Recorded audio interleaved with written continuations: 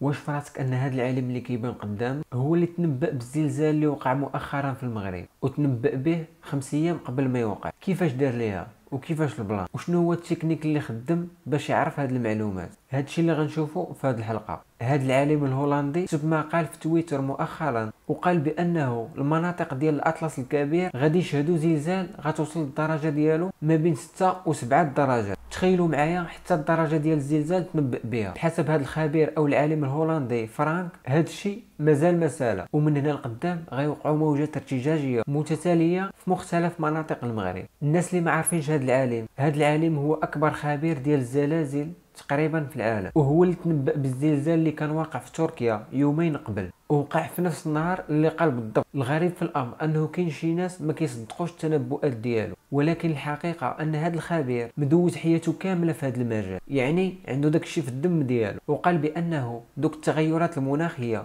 اللي دازوا في اكادير ومراكش هما بمثابه تنبؤات بان هذه المناطق غيشهدوا هزات ارضيه مستقبلا. يعني ديك الرياح القويه اللي شهدتها مدينه مراكش واكادير هما بمثابه تنبؤات للزلزال اللي وقع في مدينه مراكش.